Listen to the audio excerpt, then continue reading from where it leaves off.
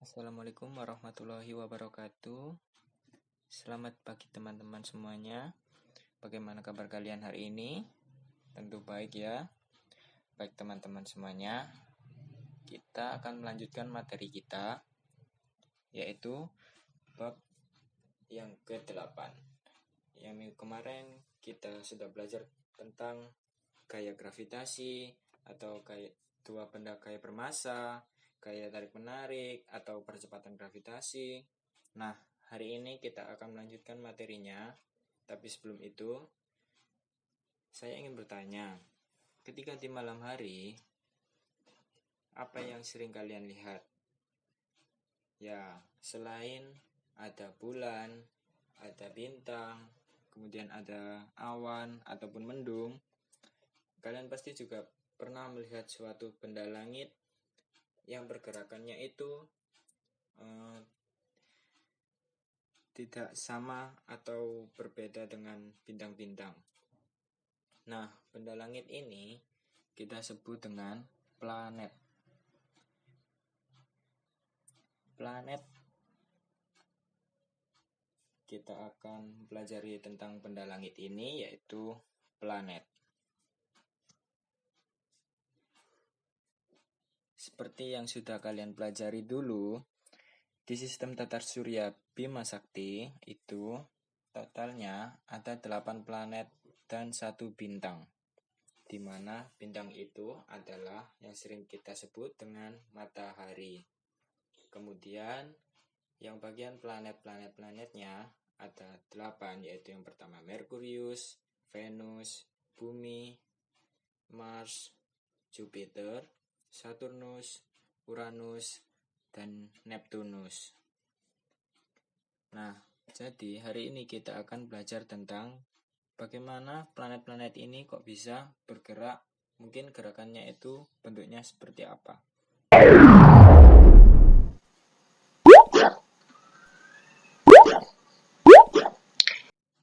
Baik teman-teman, jadi untuk hari ini kita akan belajar tentang pergerakan planet dan hukum Kepler. Baik, langsung saja kita mulai pembahasannya.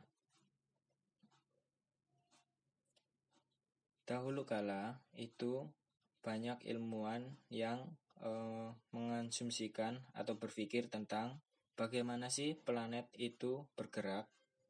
Nah, ada 2 teori yang terkenal. Yang pertama yaitu tentang teori mengatakan bahwa bumi itu diam sebagai pusat tata surya, kemudian matahari dan planet-planet lainnya itu bergerak mengitari bumi. Ya, betul. Teori ini kita sebut dengan teori geosentris atau bumi sebagai pusatnya.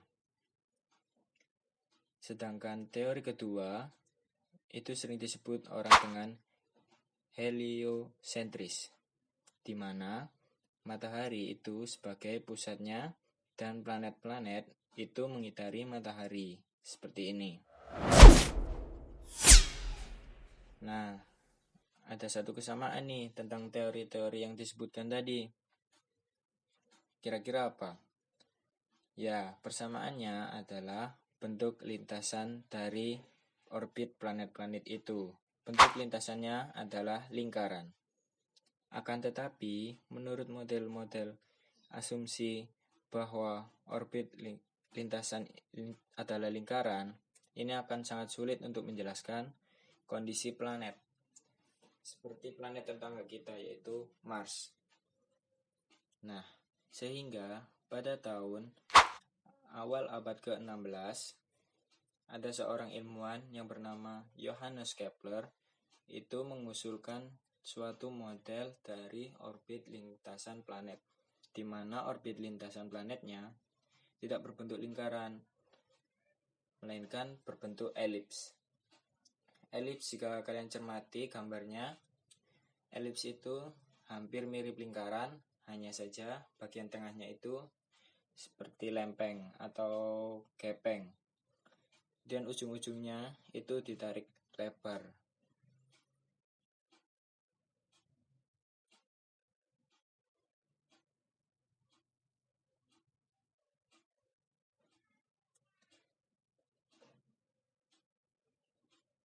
Elips merupakan bangun datar yang menyerupai lingkaran, namun dia memiliki 2 titik fokus seperti ini. Nah, kalau kalian cermati, kalau lingkaran itu hanya memiliki 1 titik fokus, sedangkan elips itu memiliki 2 titik fokus. Nah, untuk cara menggambar elips ini, silakan kalian cek di YouTube lain. Di sana sudah banyak untuk cara menggambar elips bagaimana. Biasanya digambarkan dengan kalian menaruh tali di mana ujung-ujung tali ini ditaruh di 2 titik fokusnya. Kemudian tali tersebut ditarik menggunakan alat tulis, bisa pensil, bisa spidol. Kemudian alat tulis tersebut diputar seperti ini.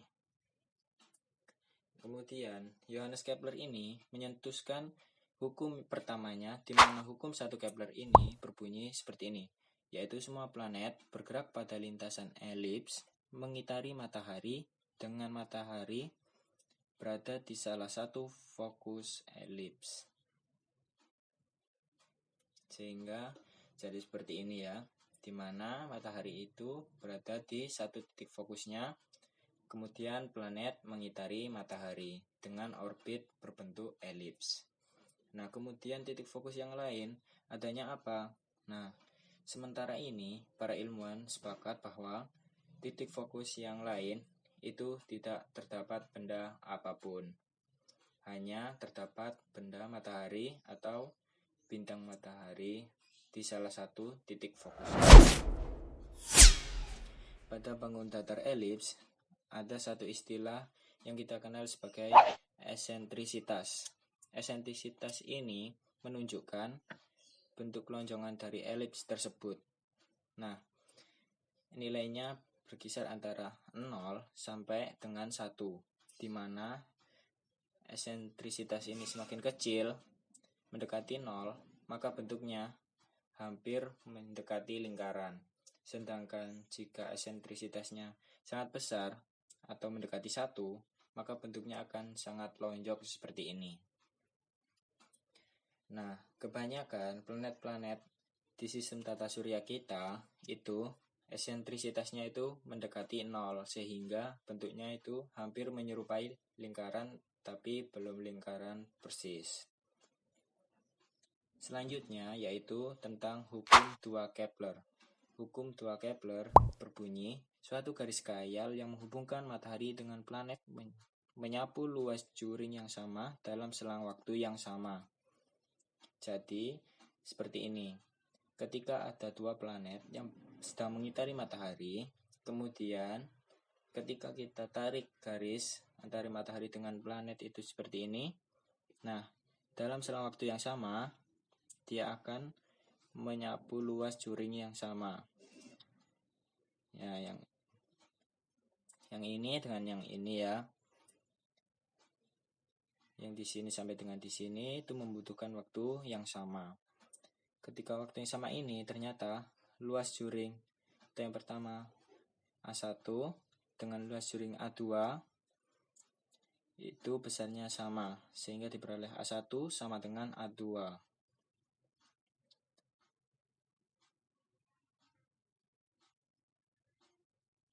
Dari hukum 2 Kepler ini, kita bisa mengetahui bahwa kecepatan planet mengitari matahari itu kecepatannya nilainya berbeda-beda. Nah, ketika berada di titik yang atau dekat matahari atau helion, kecepatannya akan cenderung lebih besar daripada berada di titik epihelionnya. Hal ini disebabkan ketika di titik perihelion yang dekat dengan matahari, dia akan menempuh lintasan yang lebih panjang daripada di perihelion, dia akan menempuh yang lebih pendek dalam waktu yang sama. Seperti yang bisa kalian saksikan ini ya. Di sini lintasannya lebih panjang, sedangkan di sini lintasannya lebih pendek. Otomatis ketika membutuhkan waktu yang sama, maka perihelionnya kecepatannya akan lebih besar daripada di epihelionnya. Setelah bertahun-tahun mencetuskan hukum 2 Kepler, Johannes Kepler menemukan bahwa bahwa di mana ia menemukan kesebandingan antara jarak pangkat 3 dari planet ke matahari dengan periode pangkat 2, yaitu periode planet ke matahari, ini memiliki perbandingan yang konstan, sehingga ia dapat merumuskan hukum 3 Keplernya, yaitu ketika jarak planet A dipangkatkan 3 dibagi periode pangkat A dipangkatkan 2 sama dengan jarak planet B dipangkatkan 3 dibagi periode B dipangkatkan 2. Nah, hal ini bisa kita gunakan untuk mengukur waktu periode planet lain atau jarak planet lain jika kita mengetahui periode atau jarak planet yang lainnya. Biasanya waktu atau periode dari planet ini sering digambarkan dengan waktu periode bumi, sedangkan untuk jaraknya itu biasa dengan mengukur menggunakan satuan astronomi atau astronomi unit.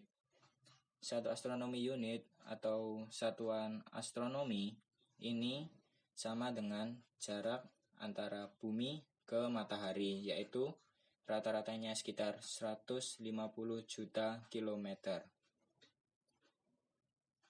Baik teman-teman semuanya, mari kita simpulkan pembelajaran hari ini. Yang pertama ada hukum 1 Kepler, di mana hukum 1 Kepler menyatakan bahwa semua lintasan orbit dari planet yang mengitari matahari itu adalah berbentuk elips, di mana matahari sebagai satu titik fokusnya, yaitu seperti ini ya. Kemudian hukum Kepler 2 Kepler, luas daerah yang disapu pada selang waktu yang sama besarnya akan selalu sama. Kemudian hukum 3 Kepler itu menyatakan bahwa perbandingan antara jarak planet ke matahari dipangkatkan 3 dengan periode planet mengitari hari dipangkatkan 2 selalu konstan. Jadi kita dapat merumuskan dengan RA pangkat 3 dibagi TA pangkat 2 sama dengan RB pangkat 3 dibagi TB pangkat 2. Nah, baik teman-teman semuanya, berikut adalah materi untuk hari ini, yaitu tentang hukum Kepler.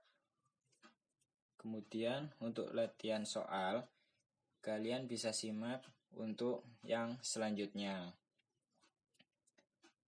Baik, untuk hari ini cukup sekian. Terima kasih atas perhatiannya. Wassalamualaikum warahmatullahi wabarakatuh.